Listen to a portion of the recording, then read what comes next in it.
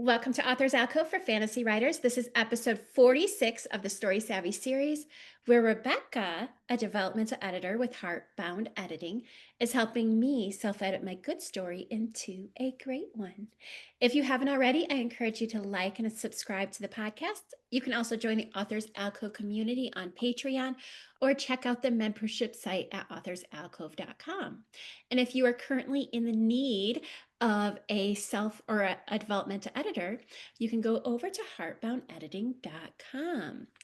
Last week, we went over improving nonverbal communication in fiction. Today, we're going to start talking about doing final checks on our manuscripts. Are we really at this point in our series? Welcome. Yep, and I imagine this is feeling scary for a good few of our listeners here. Yeah, so today we are going to tackle revisiting gaps and sticking points at this very end of the self-editing process. By the end of this episode, you will hopefully be able to make some quick, easy, and very visible changes to your book. One of my favorite questions to ask first is to have you define what exactly we are talking about this week. So I know we're talking about revisiting the gaps and sticking points in our work. What exactly are you referring to here? So, pretty much any version of, to be determined or to come. I've seen those in like just abbreviated in manuscripts of TBD, TK, whatever. We're also talking about anything you told yourself that you would come back to and figure out later, make a decision on later, move later, whatever that situation is. And unrelated to that, but still within this episode, we are also going to talk about doing final checks on making sure that your chapters are in order and otherwise handled correctly. So, isn't the point of getting outside readers like a developmental editor or beta readers basically to have them do those final checks for us? I've probably asked this question before, but why are we bothering with so much polish before getting even just casual feedback? This has a couple of different answers. One is that you want to get the most out of any paid editing services that you can, which means you want to do what you can on your own first so that a paid editor, be that developmental or line or anything else, can only help you with the stuff that you need their help with, that you can't see on your own or figure out an answer to on your own. So the better shape the manuscript is within reason before sending it to an editor, it's more likely that they can help you with the really deep stuff that you need the help with. The other consideration here, particularly for beta readers or alpha readers or something more casual, is that these readers are likely to eventually keep talking about your book. So if you have a beta reader who gets an absolute disaster, if your book comes up after you've done the rest of the polishing and you've published and fixed all of the issues, they're still going to essentially remember the book as being really, really messy. And because they're not professionals, they may just go around talking about it in those terms without fully acknowledging that you've fixed all of those problems after they read it. So it's not a bad idea at all to just give even your feedback readers early on in the process as good an impression as you can for those reasons. That makes a lot of sense. I know that I had you do it very early on in the process. And I think that that's worth, I think that there is some worth in that as well. But I definitely see what you're saying as well. So a few weeks ago, I was talking about how I created a race of elves in my book that I was still working out a name for the race. I was working on, so I forgot to put that into my book before I sent it off to you. And I know that was actually a source of confusion for you as you were reading. You're like, who is this person and why are they different? And this does not make sense. So you knew that they were not human, yet you also didn't, yet they were very humanoid and you had a lot of questions and feedback on that. Are there things I could have done knowing I did not yet have a name for that race of elf that would have made it more easy to come back to and fill in later? I recommend that everyone pick a very specific symbol or phrase or something that they try to always religiously use to mark anything that they're going to come back to. In my case, it's an all caps ASD. It's super quick and easy for me to type on my keyboard, and also that doesn't appear in any words in the English language that I have found so far. So when I get to this stage of my polishing, all I have to do is search ASD, and I will find every single place that I'd ever flagged for coming back to. You can use anything that you want. I've seen people use hashtags or asterisks or, like I said, TBD, TK. Just make sure that it's when you search it, you're only going to find the spots that you flagged for this reason, and that all of the spots that you, like with your elves, decided that you would come back to later and figure out are flagged with the same thing. It's all about consistency. Um, Beyond that, I recommend also having some sort of editing notes off to the side, and this has come up in pretty much all of the episodes. I like having a workspace, writing workspace, where you can run through ideas, you can brainstorm all of these lists, you can keep track of your checklists, whatever that case might be. And in those notes, at any stage in the self-editing process, when you find a moment that you're like, you know what? I can't make that decision right now, or I feel overwhelmed, I need to move on, I'm stuck, I need to move on, whatever the case is, make a note, mark it the same way you would in the manuscript, and just have it written down somewhere else as well of, I still need to come up with a name for this race, or I still need to figure out what kind of car they're driving in this scene, that sort of thing. So, what are some common gaps that people often forget to go back to in these later rounds of edits, aside from what I just already mentioned? Sure. I most often see names that are like, oh, this is Jake, and then where the last name would be is just in brackets, like decide later. So make sure that you like fully decided on any names like that. Occasionally there will be a moment in a scene where, again, it's often in brackets or parentheses where it just says, I need to figure out how they get to this location, or I haven't figured out how to end this conversation kind of thing.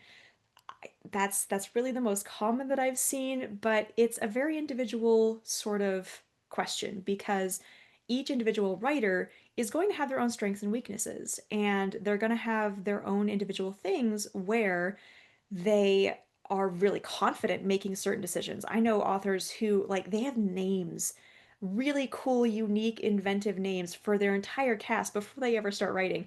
That is not me. And then there are other authors who absolutely know their plot start to finish. There are no gaps in the scenes. Everything flows really nicely, but all of their names are essentially placeholders. And when they go back to do something more with that, they will occasionally miss them, like we've talked about in previous episodes. So there are some commonalities, but it's important to sort of keep an eye out and learn what your own are to check in future.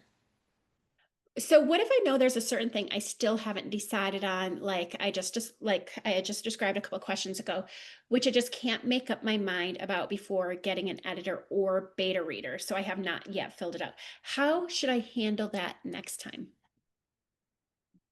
I recommend, first of all, just doing what you can, but it is okay if there's something where you're just like, you know what? I don't know how to end this scene. But that is a great thing to specifically ask your developmental editor or your beta readers to watch out for and help you with. That can be really, really helpful. The important part is that you remember to mention it to them ahead of time so that they don't get there and go, what's happening? If you can just keep track of what those things are that you just cannot decide or cannot get past a hurdle on before getting outside feedback, great. Just write it down, present that to that outside reader and say, hey, here's where I'm at, and be very clear about whether you want help from them on it or whether you want them to just ignore it and you will deal with it yourself later, which I have seen as a dev editor and I'm always happy to accommodate. So I know another issue that I had in the version that I had sent you was that my chapter numbers were a mess. Like I think sometimes I would wrote like chapter 10 and then I'd write chapter 1 and sometimes I'd go to chapter 13 because I deleted an entire chapter and I didn't like double check those sort of things. Do you have any foolproof ways to make sure that before I send it off to my next reader that I have made sure that all of those are correct and consistent? Again, I think that using consistent terminology can be very helpful. So for myself, I just make sure that every chapter heading has chapter something. And yeah, sometimes when I'm drafting, one might be chapter 1-3, and then the next one will be chapter 14 spelled out. But the important part is that the heading of every single chapter has the word chapter in it. So then when I'm doing my polishing at this stage, I've usually exported my manuscript to Microsoft Word at this point, and I will just put the word chapter into the search bar. And occasionally I'll have a character talking about, like, oh, well, then that chapter of my life, and that'll be a false flag, but I can just get past those.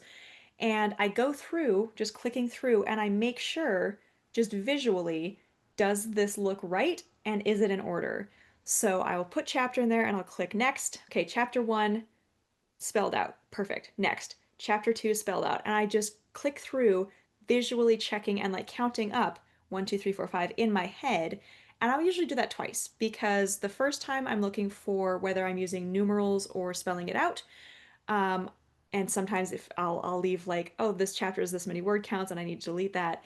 And then on my second round, I'm really just counting in my head 1, 2, 3, 4, 5 to make sure that I don't have duplicates or missing any numbers like that. It's pretty quick and easy. It takes under an hour, and it can make a big difference in how the reader, a casual feedback reader, perceives it. And it's very helpful to a developmental editor because I'm often giving feedback on, hey, these are my thoughts for chapter 10, and then these are my thoughts for chapter 11. And if that then skips to chapter 15, I have to mention that in the notes, and it can be hard to follow where I'm talking about, that kind of thing. Makes sense. So, what about those things? I know that we can do like TK or you did ASD or asterisks, but how are we supposed to remember everything we intended to come back to, especially if we do not have those like TK asterisks, whatever? Yeah. Again, make lists when you encounter these earlier in the editing process if you can. At this stage in the process, obviously, this is a little late to mention it, so for the next book, bear that in mind.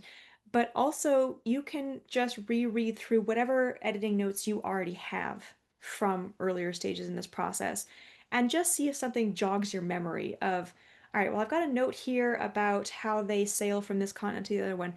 Oh wait, no, I kind of remember I needed to actually like write out the scene where they're getting on the book. Let me go do that paragraph really fast. So read through, see if anything jogs your memory. You can try just skimming through your table of contents, your list of chapter titles or numbers, see if anything jogs your memory there. Um, but also try brainstorming all of the different ways that you might have flagged something that you need to come back to. If you were to, in this moment right now, flag something, what would you write down? Okay, well, if you couldn't write that, what would you write down instead? And go search those. So maybe it was an underscore, maybe it was brackets, maybe it was parentheses, maybe it was asterisks, anything that you can think of that might have for your past self indicated I need to come back and fill this in. Try searching for it. If it doesn't come up, cool. If it does, check it. It's not the end of the world if you miss something, but it's worth seeing if you can catch it before moving on. All right, so I'm going to add a question that I did not prepare you for, and hopefully you can answer this. How do we know it's our final edit? Essentially, you just have to decide that, and that's going to look different for everyone. If you have a deadline, that's a solid answer for you.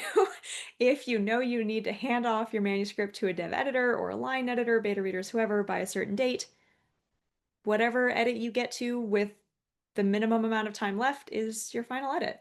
And if you're not working with a deadline, it it takes a fair bit of introspection and exploration within your own creative process to know when you've reached a point of going, I'm either burning out on this so hard that if I keep editing, I'm going to stop engaging with this project at all and it's never going to get done and published, or to know, hey, I'm just getting bogged down in going through over and over and over and catching 5 typos per round. I need to let go and accept that there are going to be some flaws going into beta and dev, which there always are, and I just need to take that next step. You know it's your final edit when you've done reasonably what you can in a reasonable time period. And for some people, that's a decade, and that's fine.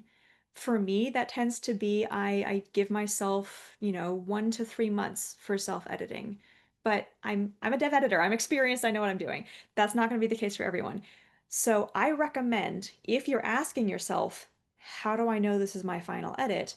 Either give yourself a deadline or give yourself some other kind of line where you can hold yourself accountable and say, if I do a read through and all I'm fixing are typos and missing words, I need to be done and I need to move on to the next step. I like that a lot. And I do know this is from my own experiences.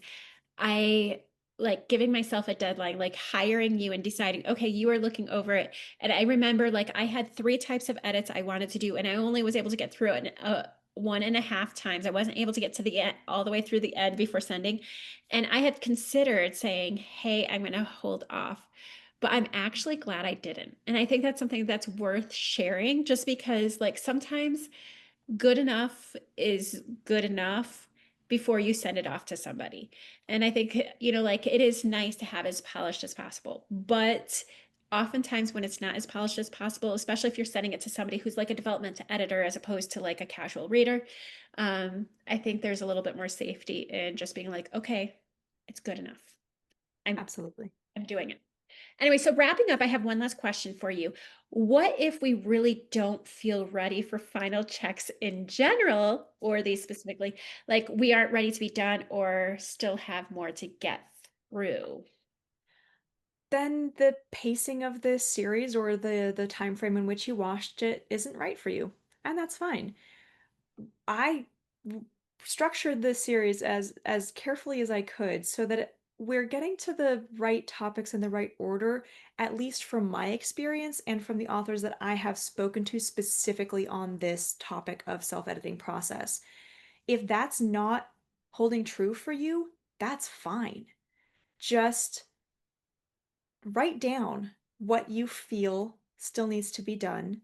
Journal through whatever emotional sort of blockage you're dealing with of I'm not ready to let go, I'm not ready to let go, I'm not ready to be done, it's not perfect yet. It's all a matter of naming the reason behind feeling like you're not ready for this stage yet or you don't want to call it final edits. If you can name the reason, it's far more likely that you can then do something about it or move forward. And if you are getting enjoyment out of self editing and you don't really feel the need to publish, be that querying agents or going the self publishing route, that's fine. Self edit for the rest of your life. If it brings you joy and it's fulfilling the desire and the need that you have in writing, great.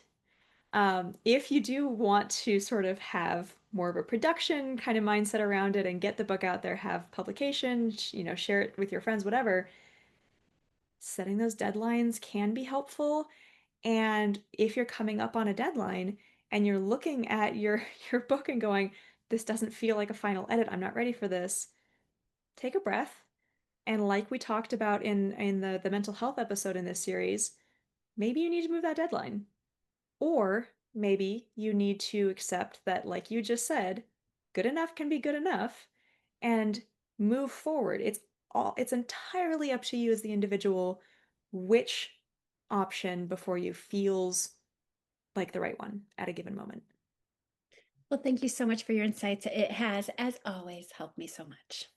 Excellent. And yeah, I love talking about this stuff and I've so enjoyed this series and I can't wait to get to the last few episodes here. Next week, we are going to do part two of our final checks here and go into detail about how to get the most out of your last full read through before getting outside feedback. For now, huge, huge thank you to everyone who follows along with this series wherever you are watching or listening to it. If you know any other authors who are nearing the end of their first draft or struggling with revising or rewriting their novel, please send them our way. The more authors that we can help understand and finish the process of self editing, the happier I will be. Thank you, Agnes, for joining me today. Can't wait to chat with you again next week. See you then.